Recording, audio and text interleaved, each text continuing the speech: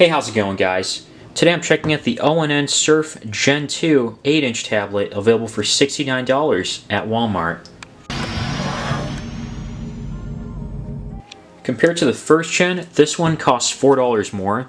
I think it's still an affordable price for what it's worth. The only major difference I see here is that it has Android 10 Go, and I'm not sure if the battery life is larger on this one because last year's battery life didn't last that long, so I'm not sure if they optimized it. It looks like they might have, because it does mention that it claims to have a 9-hour battery life. Now obviously this is almost always stretched out, but maybe if you get around 6 or 7 hours, that's still good enough, I would say. Inside the box you should get the quick start guide and then the product guide. This is a specific model number here. The tablet itself, that to the side, you got some coupons from Walmart, 70% off ebooks, $5 off Voodoo, and then $10 off purchase of $50 or more for your first order with grocery pickup. Well, whatever. Plus you have the wall outlet, and you have a USB Type-C, hopefully. Yep, it's USB Type-C. From the outside, it looks just about the same as last year's. Has that dark blue textured back. And probably the only major difference is that this does have USB Type-C. The ports down here, I believe these are the two microphones on the bottom. Nothing on the left side here. On the top is the micro SD card slot and the headphone jack. Front camera, volume keys, power button, and a reset button. So yeah, pretty identical. The screen is not bad. I would say it's kind of good for an 8-inch screen.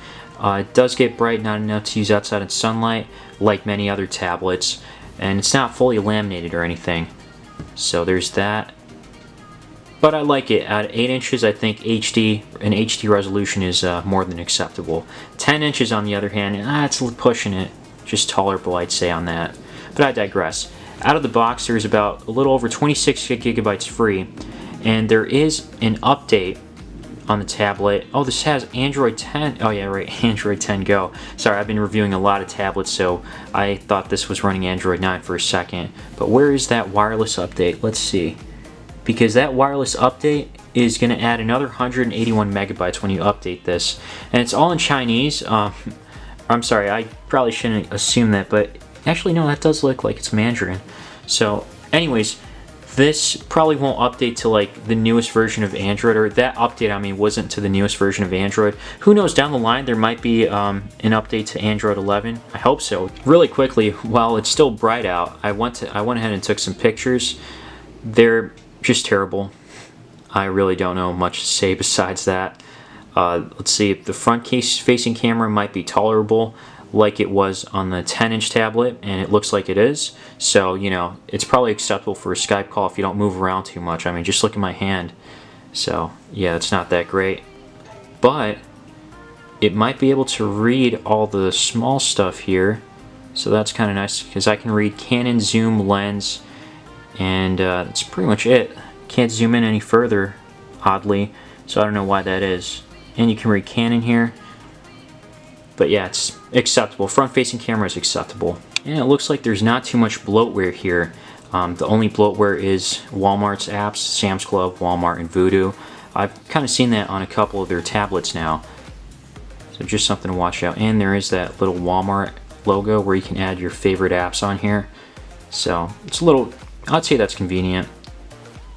Oh, and I forgot to mention there is a speaker grill on the side here, just one speaker grill.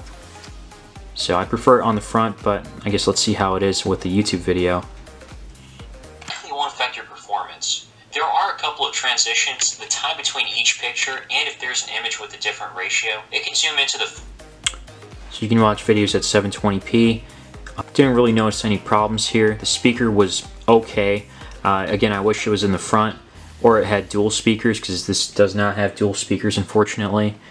And you could put your hand there to get, to make it a little louder, but overall I don't really like the speaker. That's probably the only downside. In terms of performance, so far everything seems decent, I would say. In the Geekbench single core and multi-core score, the scores were relatively low. This one did come in a little higher than the Lenovo Tab Smart Tab M8, I believe, if I remember correctly. So that's a good sign.